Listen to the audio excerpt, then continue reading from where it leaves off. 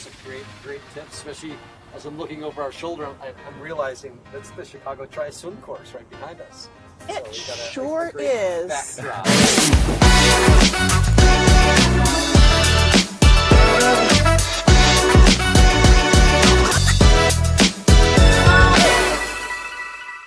Try 312, Try in the Shy. We are back with our favorite topic, I would say, swimming tips. It's that time of year. We have everyone swimming in the lake right now. The lake temperatures are warming up 65 to 70 degrees Wonderful. right now, end of June, heading into July. This is the time of year that I usually recommend that people, if you're going to do the Chicago Tri, you're getting in the lake hopefully once a week if you can. You got 2 solid months in open water now. You got 2 solid months. You got 2 more big swim clinics coming up. So we wanted to cover a couple of our favorite tips that we give to people for open water swimming. You know, maybe in particular if you're a beginner, but also, you know, experienced athletes. So Brian, Yes, going sir. to you, what would be your kind of top tips and recommendations for someone who is getting ready? Let's say it's their first triathlon, their first couple times getting in open water. What should they focus on? What should they do? What should they think about? What gear do they need? Give us your best tips. That's a lot of stuff. I'm going to try to narrow it down to 1 or 2 key tips here, and let you guys have some opportunity to provide some additional tips. But especially for those that are brand new, there is a lot of anxiety, apprehension on getting out into the water. So starting out, I would say, number 1, in terms of gear, find some variation of a wetsuit that you're going to feel comfortable with, whether that is a full body wetsuit, full sleeve, a sleeveless, or buoyancy shorts, some level of neoprene, something that's going to give you a little bit of buoyancy to sit you on top of the water. And with the water temperatures, probably right now a full body wetsuit is probably going to be most comfortable because it's also going to give you a little bit of that thermal protection. But as the weather gets hotter, the water temperatures increase, a sleeveless, buoyancy shorts, those are probably going to feel fairly comfortable as well and still give you basically the same general type of support. But the goal right now is just to really get acclimated right now early on and get comfortable being out there, right? Ideally, if you can go with a buddy or a group of people, like say in a swim clinic with our friends with Chicago Triathlon, Super Tri, then be able to be around other people just so that there's that added element of safety. But if nothing else, whether it's down here at Ohio Street Beach or in places like Foster Beach, other areas where you can get in from beachside that allows for some level of swimming where you can be in a shallow end and just allow yourself to get comfortable, getting your head under the water, feel what the waves feel like when you're in the water.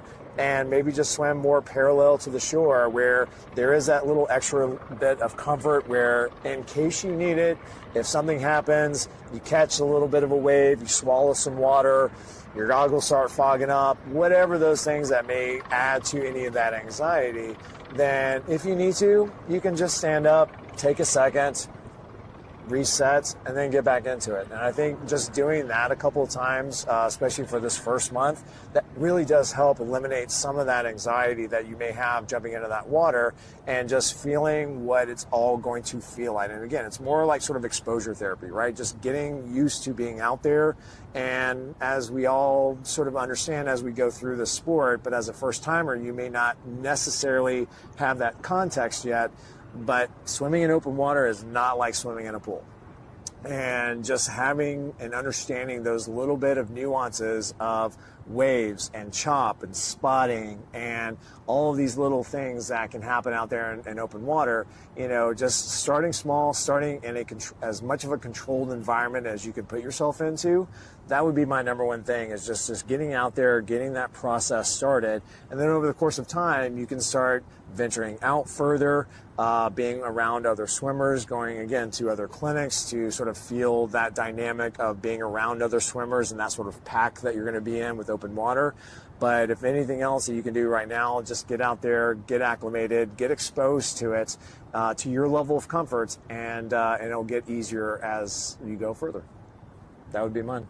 Cool. Awesome. Great tips, especially as I'm looking over our shoulder, I'm realizing that's the Chicago Tri Swim course right behind us. It We got sure great is. Backdrop. So with that in mind, Joy, what do you have as your tips for someone getting ready for open water swimming, and maybe specifically as well the Chicago Triathlon? So, the first thing, do not go to an open water, going into open water with a black swim cap. I know we all get these black swim caps because we think they're cool. They look cool in the pool, but you want to be visible, so you want an obnoxious neon color where people can see you. But also one of the things, can you hand me the buoy? Yes. Another thing is, a swim buoy. This is, what is this, a shark? A guppy? Something, okay. It looks like Nemo. I know, it does look like Nemo. This is what this is a swim buoy. This is not allowed in any triathlon, but in training, is more of a safety. It's not a life-saving device per se. However, number one, it makes you more visible, especially if you're in an area where one part is for swimmers and one part is for boaters. So when we're at Ohio Street Beach, we have a lot of folks in the playpen. And the jet skiers like to, come into the swim area. So this is a good way of being more visible to boaters, jet skiers, but also other swimmers, because there might be that one swimmer who does not sight for some bizarre reason, and they might look up and they're on a collision course to you. But if you do freak out in the water, you can flip on your back, hold on to it, get your breath. Another tip I like to tell people going in is start out with a goal of, I'm going to do 50 strokes out, I'm going to do 50 strokes back. Okay, I feel good. Let's go 75 strokes out, 75 strokes back. Something to break it up so you're not filled with anxiety, like, oh my God, I have to get all the way to that quarter-mile mark or that half-mile mark turnaround. So it's just about getting more comfortable in the water. And then what's unique about the Chicago Tri, we have a break wall. And one of the things that I do, it's been unofficial for, about 12, 14 years or so now, I actually walk the break wall of the Chicago Tri swim course. So just in case people are freaking out, they're in water like, oh crap, like, can you swim? I need you to breathe. Breathe for me. And I talk people through the swim course just to give them that extra bit of confidence so that they get out the water and they're ready for their bike and their run. So just look for me on Chicago Tri Sunday in an obnoxious red and black tutu. I need to add more bling to my tutu. So you can. I think I can. So there you go. Nice. Yeah, it's always reassuring when you can see a familiar face. And so at the Chicago Tri, whether you're looking for someone you might know, like Joy, and usually you've got your afro. I do actually blow my hair out. Big red poofy tutu. It's red and black. I did red two. And black, it's yep. 2 tutus layered. So really, really easy to spot. One of my favorite things that I did for my wife Shelly when she was first doing the Chicago Tri is I would get a piece of really bright colored duct tape and I'd draw a little smiley face on it and slap it on her swim cap so I could spot her throughout the entire swim. Nice. And so every stroke she took, she could look and see me. So if someone is, but I don't know if that's good or bad. All right, great hot tip, Chris. All right, moving on. No, just kidding. So yeah, the Chicago Tri definitely has some unique aspects that make it very spectator friendly, very beginner friendly. And when you're swimming, you can't swim in the actual venue because it's a boat harbor before race day. But Ohio Street Beach, which is just north of Navy Pier, very close, about a quarter-mile north of the actual race transition site. You can train along there. You can walk along a very similar break wall there, and it's a very, confidence-building place to swim because you can count your strokes, you can look at landmarks. There's lifeguards every couple hundred yards. So I think using those types of environments definitely is a good tip for open water swimming as well. anything additional from your standpoint, Chris? Yeah, I mean, I think you guys hit on it. I know I did just the other week the official Rockford, Illinois swim tips talk. So maybe we'll just put a link to my talk. There you go. With all the tips that I put in there. But I actually listened to it this morning on my did? run. Oh, nice. Actually, Nice. I'm weird. yeah, the wind blew over the video, so you can still hear the audio, but halfway through, I think the video cuts out a bit.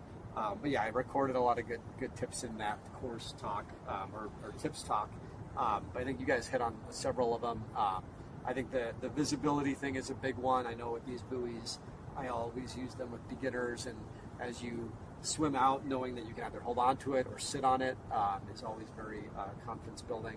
And if you do come out to any of our teams that we support, if you see me and drop in one of our Try 312 swim clinics, come and see us. One new thing I did is on these shark buoys, which are easier to spot, I put a little wireless tag, and you can tap your phone on it and get swim workouts and swim tips. Oh, that's nice. So for people that want to take advantage of that, shout out to our Team Dent Aids athletes, because they're all going to get one of these this year. Nice. As a nice way to kind of have structure to the open water swim workouts. And I think that's one of my tips is don't just go out there thinking, oh, I'm just going to swim for distance. Try to have something to focus on, whether it's a drill or one of the tips that you guys mentioned, or progress, like I need to get a certain number of strokes out there. I think that can be very, very helpful. Go to those open water swim clinics if you can, like sign up to attend an actual swim clinic or work with a coach. A lot of coaches, myself included, you guys as well, I know, do swim lessons, not just in the pool, but in open water environments too. Yeah. And getting with either friends or coaches or others you can learn with can be very, very helpful.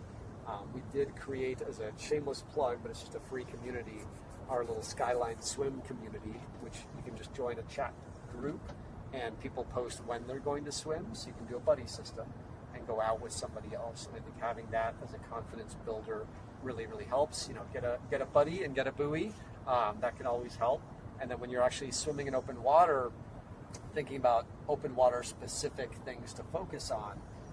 Like my favorite one is the catch-up stroke. So I always have the mantra in my head, long and strong, to remind people, like, take a long gliding stroke and do more of, freestyle is 3/4 catch-up technique, meaning your arm's coming 3/4 the way around before you take a stroke. But you can do a full catch-up stroke by literally tap and go, tap and go. Take a full stroke, tap, take a full stroke, tap, and that way you always have one arm in front of your head. And I call that the defensive swim stroke. And that can be confidence building for somebody that is nervous swimming closer to other people, because you always have that hand in front of you. Yeah. But even for a competitive athlete that wants to get better at drafting, Yeah. you can feel the bubbles of somebody's kick better. And that is a nuance between open water swimming versus pool swimming that can help you swim faster. Because I know for me, I'm not a fast swimmer. People think I am, but I'm actually not. I'm a middle of the pack swimmer. But in open water, I love drafting, and I love sighting really well, and practicing those things in the pool, and then practicing them in open water is really one of the number one ways that you can progress. And sighting is the most important skill to have in open water, especially if there's no pretty line down the middle when you're looking in the lake. There's sand, a couple of divvy bikes, maybe a trash can, but you need to know where your body is oriented. So sighting, usually my rule of thumb is every 8 to 10 strokes. If you are, and this is a big one, if you are a backstroker, please do not sight off of a cloud. The cloud is not going to help you, but you can also just look to your side to see where you're going, see landmarks, see buildings. So start building that toolkit. You can actually practice sighting in the pool. You can have someone on the pool deck, a friend of yours, like, hey, looking up to see if they can actually sight off of you or if they're going zigzag. You'll be surprised how many people actually swim in a zigzag or swim in a circle because they are not utilizing sighting. And those are two key points that you just made. Besides just practicing sighting, like learning how to sight if you don't know. A lot of people I find do sighting a little bit in an awkward way, like you just swim and then you pick your head up to breathe, and then because your head's out of the water, you look forward. Your legs drop. And then, your legs drop as you lift your head to breathe. And if you lift your head more, the legs are dropping even more, and you lose all that momentum. And then if you re-enter the water from the front, you're more likely to get water going right up your nose. So the thing to practice is picking your head up, alligator eyes style, looking at your arm and the line that you're swimming at, and then putting your body line in relationship with the object that you're sighting against. So sight first and then go into your breath and then re-enter the water from the side, and that helps you to avoid getting water up your nose. That also helps you keep your head a little bit lower. And if you're a competitive athlete, you can do it without alligator eyes. So instead of lifting your head and the eyes breaking the surface, you just rotate your head on the axis on your spine and just sight with one eye under the water. Yeah. And that's the real kind of pro technique. If you want to be able to sight quickly, you don't need to have a full view. You don't need to pick your head up really high. As long as you can make out roughly that object you're looking for with just one quick, half eye view, you can do it very quickly into your breath without even obstructing your rhythm. Yeah. And I think if you practice that enough in the pool, then once you get in open water and you keep practicing that, you'll get really, really proficient at open water swimming. But also thinking of wherever your arm goes, your body is going to follow. So if your arm is going this way, you're going that way. If your arm is going this way, you're going that way. So you always want to think both ways. Sometimes you see people doing this whole snake thing. So as I tell people, I am a lazy swimmer. I want to go. I love swimming. I love swimming distance, but I want to get from point A to point B in as few strokes as possible. I'm going to go into a straight line. So really thinking about where your arm position is. That is a big key. Another thing is, inevitably, it's happened to all of us, your goggles might fill up with water. Practice swimming with your eyes closed for a couple of strokes, not for like a whole bunch of strokes, but just so you know what that feels like, so you're not freaking out on race day, oh my God, my goggles are leaking. So.